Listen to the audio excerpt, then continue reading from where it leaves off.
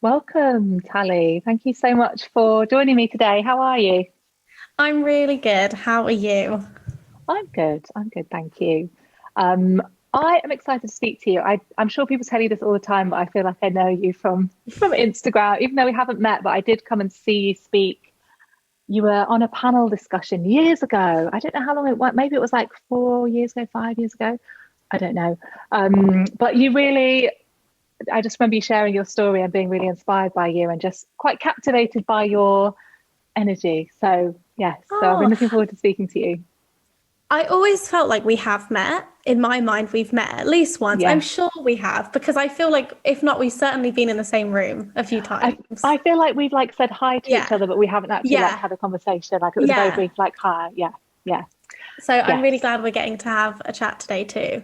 Yeah. Um, and yes, like I think, I mean, so much has changed even in the last 5 years as well. So yeah, I mean, when you said that you've been in a panel discussion, I was like, well, that's certainly not this year.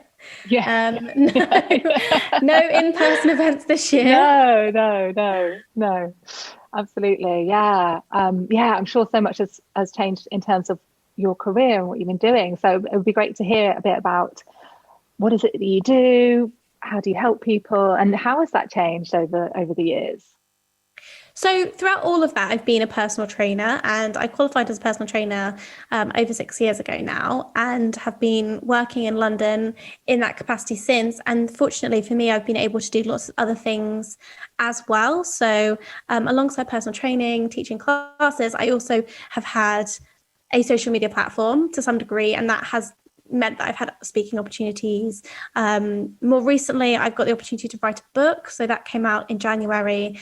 And I do have a podcast as well, which is kind of an extension of my book. And, you know, throughout all of that, there's been a huge personal and professional journey and transformation, I suppose, in the sense that, starting in the fitness industry, kind of young and naive and bright eyed, coming at it with, the best intentions, but with a lot of misinformation, really. And so, kind of, my understanding of what health means, of what fitness really is, has changed a lot. And I suppose now and I, I kind of an intuitive movement personal trainer. And that means that basically I'm encouraging people rather than thinking I'm the expert of people's bodies. I want to encourage people that they are the expert of themselves and that the way they engage in exercise, in movement, I like to call it, is always about coming from a place of self-care, respect, and love, essentially, and not from a place of guilt and shame and feeling the need to drastically change yourself to fit a societal beauty or body standard. And, really encouraging people to build that trust with themselves so that they can make the best decisions for themselves around movement, around the type of movement they enjoy. Because I think I'm seeing it a lot today, even on social media. Like, there's so much conflicting advice over like what's the best workout to do. I should be doing hit workout. I should be doing cardio. I should be doing weight training. I should be doing Pilates. I should be doing yoga. And in intuitive movement, we say like all those things are valid.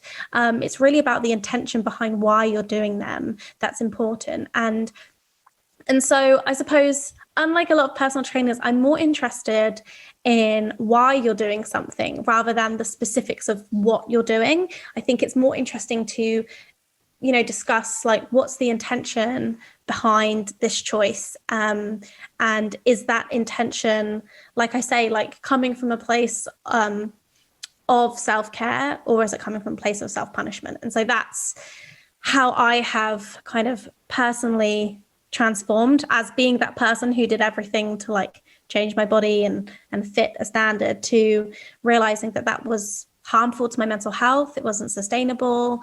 I had a very disordered relationship with food and exercise, and kind of recognizing that in the industry around me as well.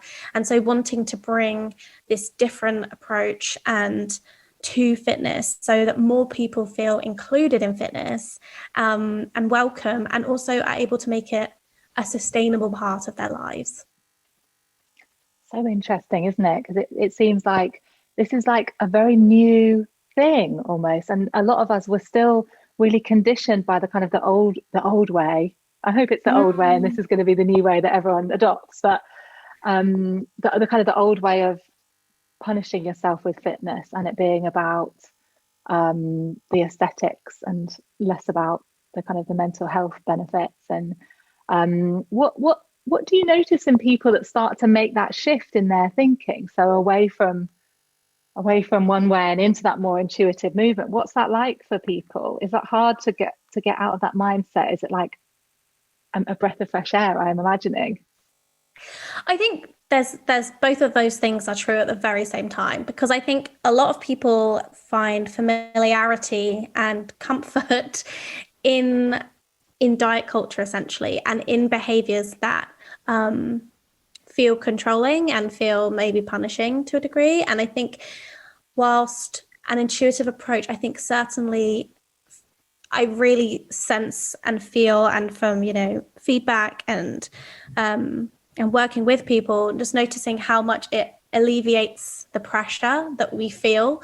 You know, there's so many shoulds that we feel that we should be doing, that it really takes away that kind of that burden and pressure.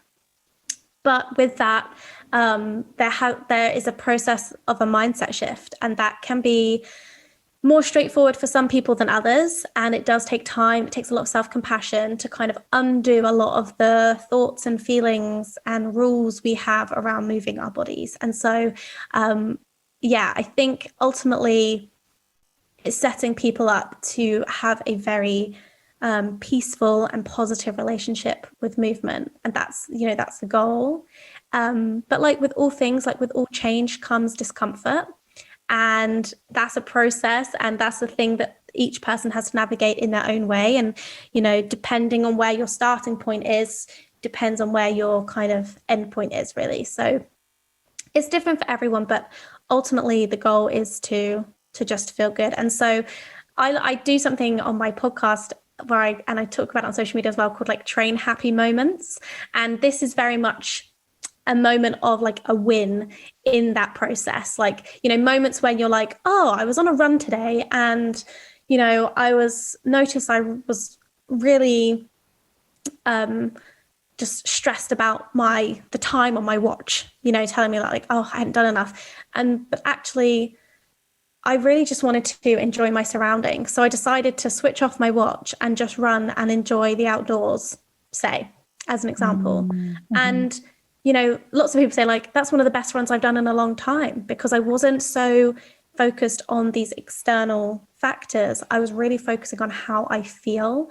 And that's the crux of intuitive movement is, you know, we're trying to dial down the noise of like all these external influences and really kind of turn up the volume on how you feel about what you're doing, and how it feels to be in the moment in your body when you're you know, on your run or in your yoga class or you know, dancing in your kitchen. Like, how does it feel to be in your body? And I think with that comes a great appreciation of yourself, of, you know, what your body can do, and that's so important as well. I love that idea of focusing on how it feels. You know, we have been taught that how things look is the most important thing, but actually that's just so not important, and actually doesn't give us any satisfaction really, and actually causes suffering. And we're so many of us, myself included at times, can be so disconnected from the body, just thinking, overthinking, not even really noticing how we're feeling sometimes, I think. And I love the idea of just coming back and tuning in and doing something that feels really good. One of the things that really struck me in a discussion I had with a therapist actually, and she explained it really well. And I think that disconnection is really interesting, how we think mental health is literally from the neck up, and we don't realize how much of our mental health lives in our body and there's a physicality to it. And the way she described it was, obviously feelings are called feelings for a reason, because you're meant to physically feel them, and your energy, your emotion, is energy in motion, and that is in motion in your body. And by being able to physically connect with your body. I think that's where we have greater capacity to process those feelings and emotions, those difficult feelings and emotions, that a lot of us use exercise to kind of very figuratively and literally run away from. And that learning to be present in your body, I think, is tough for different reasons, you know, varying on people's experiences with trauma and physical trauma. But, you know, when done safely and appropriately, being able to just have that connection with your body is a really important aspect, and a really like that emotional, you know, part of movement is just as important.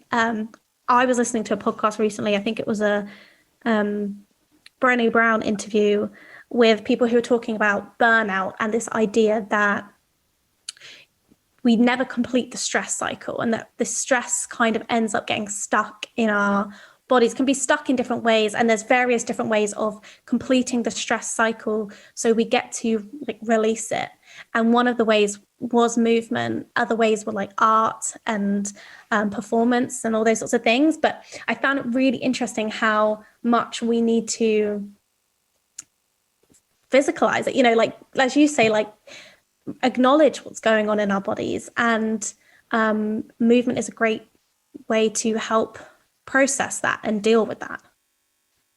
Totally. Yeah. I think it's so interesting. I'm seeing such a trend towards like therapists talking about thematic therapies and things that involve the body, whether it's breath work, whether it's shaking, whether it's really feeling your feelings and having that as a practice. And moving our bodies is kind of another way of, as you say, moving that energy that so often doesn't get moved. It just gets stuck, and then we wonder why we have all these sort of all this anxiety, or that even physical manifestations of stress, like not being able to sleep or having digestive issues. It's such an interesting area. I wanted to ask you about kind of the motivation side of this, and because I suppose I know from, you know, lots of people that I speak to, if we're not feeling good, if we're processing trauma, or we're depressed, or experiencing low mood, it's like our motivation can be on the floor, our energy can seem like it's on the floor, and that the idea of exercise might be a really nice idea, but actually it seems like so impossible to do. How do you help people to sort of get around that, or what do you suggest for people that are sort of struggling with the motivation side of it? Well, firstly, acknowledging that, exercise can feel like a really great idea, but it also can feel completely impossible for those who are not in that headspace. And I think like sometimes like that's okay, but also to say that how can we put things in place that mean that when you are really struggling with that motivation, that you can, you know, find your way back to moving. Because we do know it has so many benefits for our physical and mental well-being. So I like to talk about things called extrinsic and intrinsic motivating factors.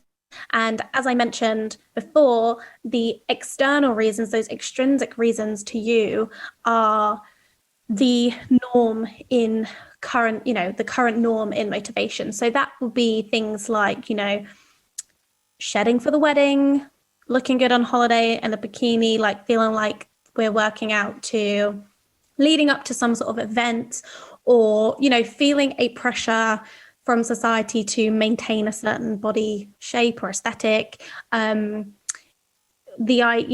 it's to fit in with what your friends are doing. All those reasons are because of other things outside of you that you feel that you should conform to. And those things will motivate us for a bit. And then, as we know, generally there's such an ebb and flow with that motivation, because once the event's over, once the holiday's been, you know, then what's the point? You know, the thing with exercise is that for a long time, it's always been pitched as people only work out to do, you know, like 3 things: lose weight, maintain weight, or like build a sort of physique, so to speak. And that exercise is just a tool in that dieting process and just one way to manipulate an aesthetic. However, what exercise is so great for and is so beneficial for are an abundance of reasons, to include, improving our mental, capacity, our clarity of thought, our memory. It helps with physically, it helps, reduce things like osteoporosis as we get older, improves our heart and lung function, reduces risks of certain cancers, reduces risks of things like Alzheimer's and dementia. Things that are totally unsexy, and unfortunately, the fitness industry at large doesn't feel that they can make a load of money by marketing those benefits. However, those are the real benefits of exercise. So we need to think about those. So I really like to encourage people to understand the benefits of exercise. So in my book, I write about this. I actually have like a table of benefits, and I say, there's the two benefits of like weight loss and aesthetics versus the like almost 30 benefits I've listed here of moving your body. Unfortunately, we only hear about two of them. And did you know you can enjoy these benefits without weight loss having to occur, without having to have a drastic before and after photo? That's not a prerequisite to enjoying the benefits of regularly moving your body.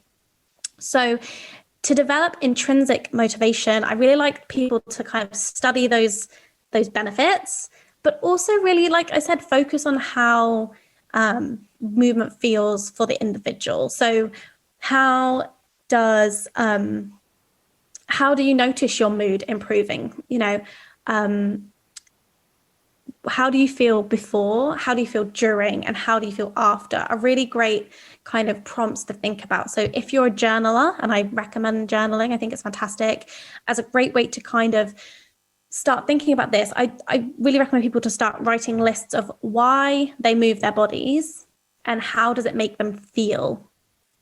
So whether it's like, I really notice I'm more productive in the day if I exercise. I really notice that I feel calmer, my mental health is feels my mood's improved, I feel more energized, whatever the list may be, is to really start thinking about those things, so that when you are in those low moments of like, oh, why am I, this is exercise feels like the hardest thing to do right now, is to go back, open that book, look at that list and go like, okay, so these are the things I need to do, these are the things, this is how exercise makes me feel. And maybe I could try and do something to do this. And so this is where I really recommend, I kind of have a little tip for people who are like, am I being lazy? Like, am I just like, just procrastinating? Or am I genuinely needing to rest? And is my body like needing to, to be still and to relax today? That's a big one, actually, isn't it? That's a big one, I think. But it's also like it's not too hard to figure out. I always say, like, put your workout stuff on, and depending on your choice of exercise, like, can you tell yourself you have absolute unconditional permission to stop whenever you want to? So you can do 5 minutes, and if you're really not feeling it, you're allowed to, if you've left your house to go on a run and you've like got down the other end of the road and you're like, no, not today, then you have every entitlement to go back to your sofa if that's what you want to do. But also, you may find that first 5 minutes, even that 10 minutes, generally 10 minutes I think is a good threshold. You're kind of like, okay, I just needed to get going. I've got going now. I'm going to use this momentum. And throughout this, I'm going to listen to my body and say the example of a run again. Say you get 10 minutes in and you're like, okay, I'm really glad I'm outside. I don't know if I'm up for a super fast run today, but I could do like a bit more of a jog / walk. And, I'm getting outside. So a lot of this intuitive approach is about being flexible, and it's not an all or nothing thing like, those extrinsic motivators are generally like all or nothing. You're either all in and you have to change the way you eat and you have to work out, X amount of times a week, or not at all, because that feels exhausting and just too much to take on. So it's about trying to get people to find ways that work for them, and flexible ways that work for them, so that they can engage in exercise and movement and start feeling good. Yes, I think that's absolutely genius. I was thinking, how do people get around this? But that's such a simple thing to try, to actually put on your gym kit or your leggings, and just go out for 5 minutes or do something for a short amount of time, and then see how you feel. And actually, I love that way of kind of tuning in and getting more of a sense. Once you've overcome that kind of barrier and you're out there and doing it, then you can really know, actually, what, am I tired today? Or is it actually not as bad as I thought it was going to be, and I could go for a run now? So I think that's going to be really helpful for people. So my next question, which again is like the next kind of another kind of aspect of this, which I know you talk about, and it's diet culture and how this kind of plays into things. And probably most people listening are going to have heard the term diet culture before, but can you just explain what that is for people that maybe haven't kind of heard it described in that way before? So diet culture is a kind of system of beliefs and values that holds preference to smaller bodies and what we call thin bodies. But I think we often think of thin bodies in a sense of like model thin bodies. But, it's the kind of belief that we should always be pursuing, if not maintaining, thinness and a smaller version of ourselves, and at the expense of kind of stigmatizing those in larger bodies and people who are plus size.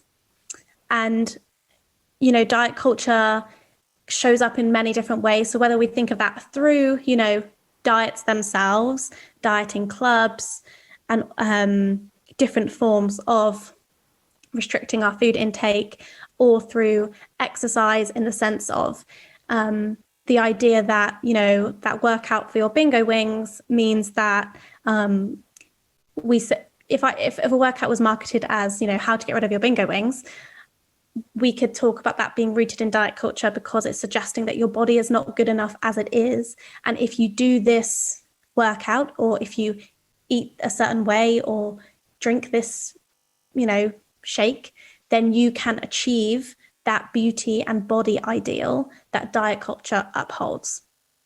So it's an extension of our beauty standards, really. And it's something that is the norm. I suppose it's the norm. I kind of like to think of diet culture as like the sea that we swim in. If you think particularly for women, how many pressures we feel to, look a certain way, to have a certain body shape, and how those trends change, that is largely influenced by a wider culture that,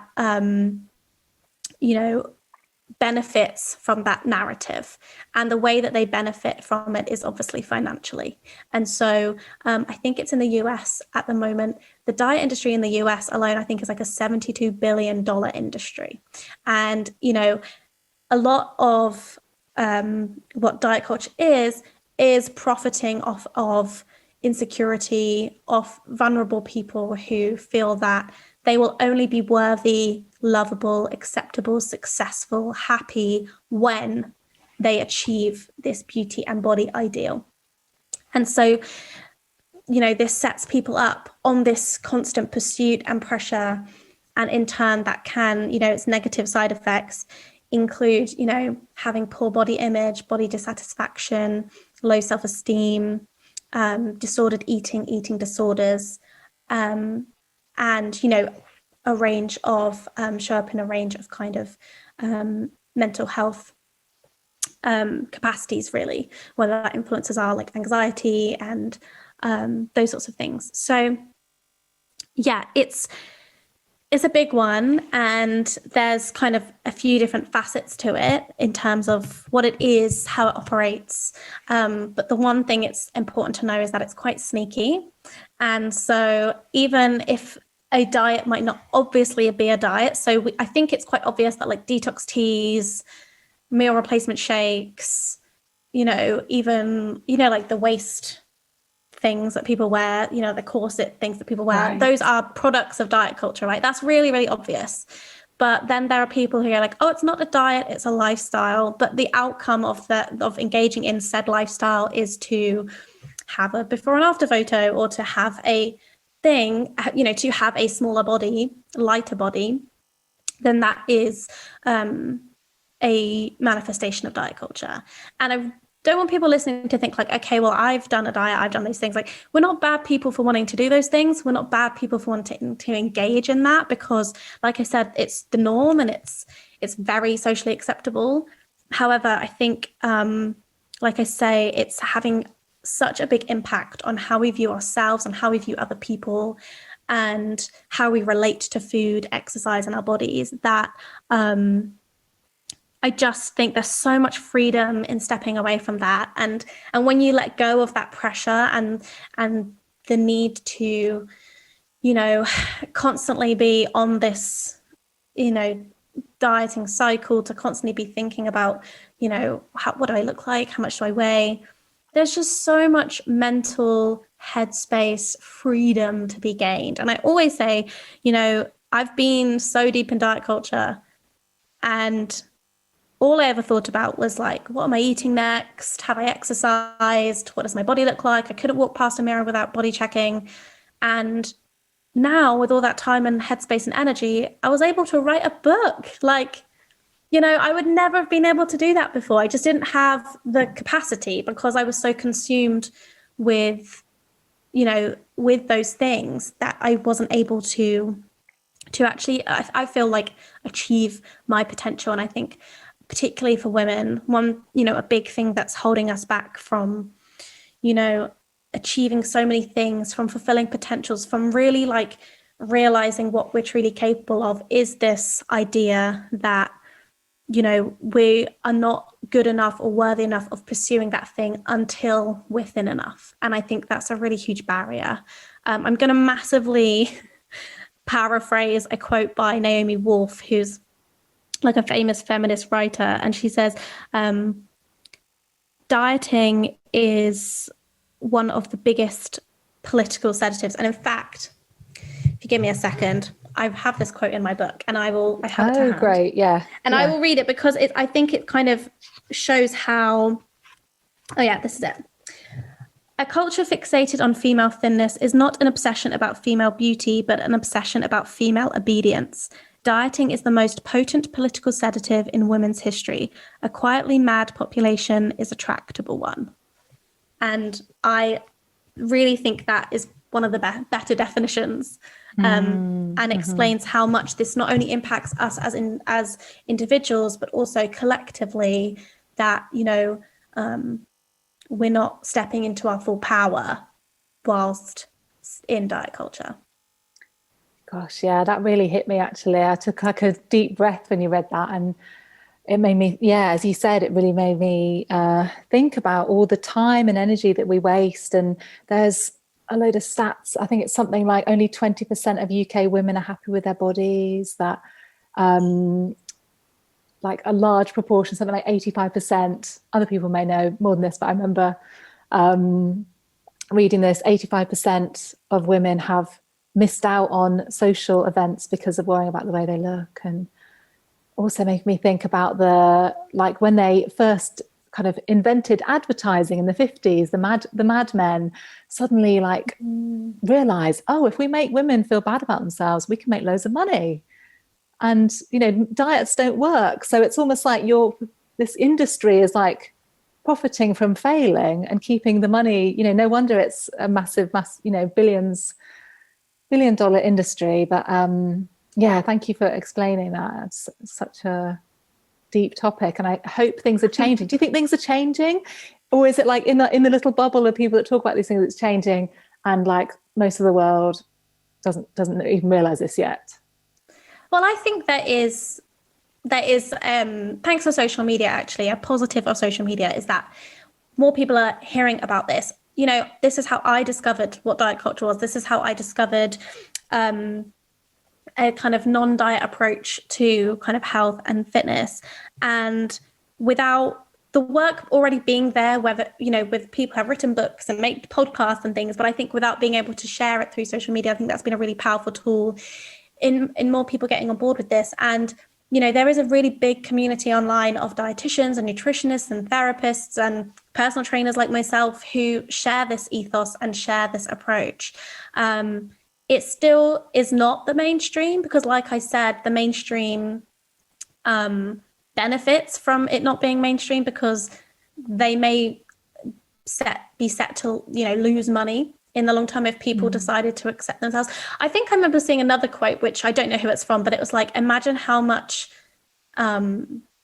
money companies would lose if women just turned around one day and just decided to accept themselves as they are and just decided they were enough. Like, we wouldn't have to buy so many like creams and products and, you know, so many different things. So a lot of people gain to benefit from us not, you know, liking ourselves and not accepting ourselves.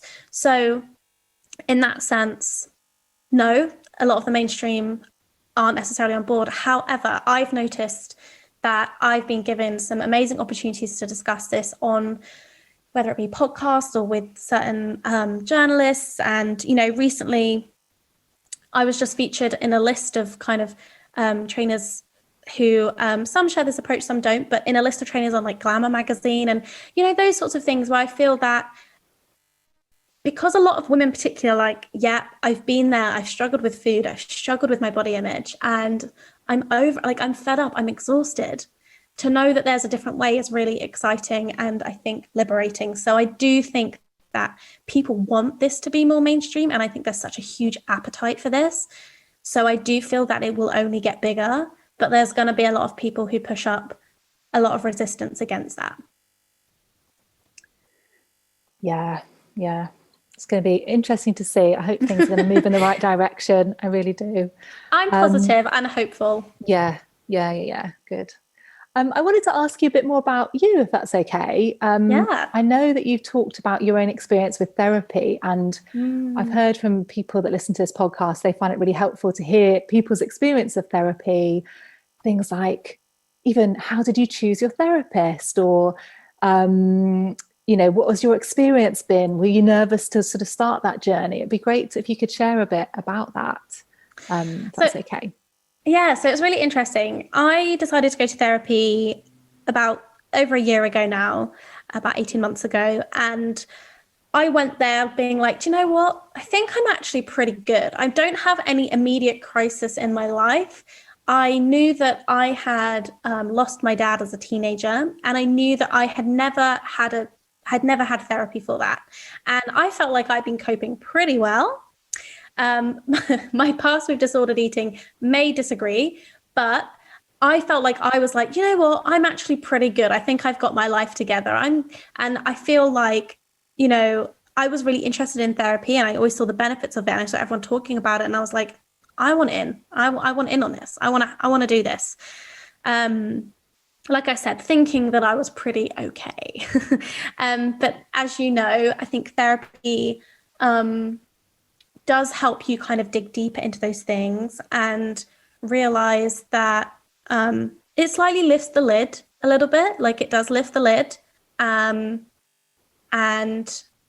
you know, I think the biggest misconception is that you have to be going in the middle, you know, of a crisis. You have to be at your lowest point to get therapy.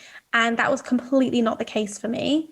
And actually, I think because I went and chose to go when I felt more ready to, I have been able to process a lot of things that I have been trying to avoid for a very long time.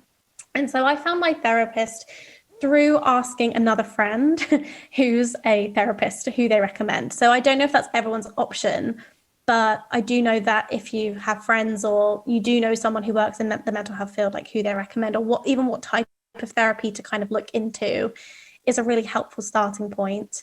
And I have been doing that up until recently, actually. It's a long story, but my therapist unfortunately had to stop doing therapy with me. So I am kind of just in the middle of a little break at the moment. However, and just seeing how it goes, but I do consider therapy as something I will always do, and, you know, have some sort of therapeutic relationship to kind of help me through my life, because I don't think, you know, it's like 6 weeks and you're done. I, you know, had been consistently in therapy for a year. I'm having this slightly unexpected break, but I see that all through all the different like seasons of life and through the different phases and stuff comes up. And whilst I had been doing psychodynamic therapy, but, you know, whilst I've been looking back on my past and my childhood and, you know, all the things that have kind of led up to now, I also certainly went in with things that were happening in the very present moment and being like, I have to say the one thing I miss about not having my weekly therapy sessions at the moment is just not having the full space to just for me, if that makes sense. And, you know, when I'm talking to other people about therapy who may not, like I said, may not think of themselves as like, you know, I don't strongly suffer with anxiety, or like, I really think every single person can benefit from having space to just vent and rant and like get all those thoughts that are swirling around your head out. Because even if you don't think that you have a quote problem, there's so much to be gained from being able to just offload and you know, talk about things and how important that is, you know, for whether, you know, for along the whole spectrum of kind of mental health. I think it's so important that we normalize that, talking about our feelings and emotions and talking about, you know, all these different things. I mean, I wonder, Chloe, if you find this with your clients and with people, like, it's so common to not have a vocabulary to fully explain how you feel. And actually, it's a real learning process to be able to actually articulate what you're feeling specifically beyond angry or sad or happy. And that there's actually like a lot of nuance there. And that's something I'm still learning and want to get better at. But being able to explain how I'm feeling and why I'm feeling the way I'm feeling has been huge in transforming my personal relationships, in transforming, you know, friendships, my relationship with my partner, my, you know, with my family, because I'm able to, you know, communicate better. And I think that's been a huge tool for me to understand myself better and therefore be able to explain myself better. Yeah, that's so powerful. I think I love that you kind of engage in that process, not when you were kind of rock bottom, but actually just the curiosity of that experience. And I think there is something so helpful about unpacking stuff at a point where we're not in a crisis, because if we're in a crisis, that stuff that we may have been not dealing with or not really looked at or thought about can sometimes like explode all over the place, you know, in those times, because, you know, the feelings have to go somewhere. The stuff has to get dealt with at some point. Yeah, I think you're so right about the vocabulary of how we're feeling. I think so many of us have grown up in families where maybe people don't talk about their feelings, or, you know, things get swept under the rug and not spoken about, and you never learn actually this is how to process something, or this is how to raise an issue, or this is a healthy kind of way of relating to your own feelings. So yeah, it's great that you've, you know, been able to sort of discover that. And it's definitely still a work in progress for me as well. And I think we're all going to be on that journey of understanding ourselves and learning about ourselves. And yeah, I really hope people listening, if they've been, you know, thinking about, oh, maybe I'd like to explore this, that this might give them a little nudge in that direction, that, you know, now could be a great time to address things and kind of get to know yourself more. Definitely. And like you said, I think sometimes you have to maybe feel a bit ready, but also and open to it. I think one of the things I really told myself was like, if I'm going to spend the money on this therapy, and not every, you know, there's different price ranges of therapy, but for me, it was a big financial investment. And I felt like, okay, if I'm willing to pay, the way I see it is like, you're willing to pay for a personal trainer every week, you're willing to pay to go to classes. This is the same thing. This is just as, if not more important for your health and well-being, to invest in your mental health in some way, whether it is a therapist or whether it is, there's so many great online courses now, there's so many different resources you can do, whether it's a workbook, a journal, something that you can do, because we should be treating our mental health the same way that we treat our physical health, with just as much importance and just as much, significance. So I saw it as that, and it was an investment, and I wanted to do it. And I kind of told myself, like, I want to try and go all in this process and just go for it as much as I could. And, which is scary.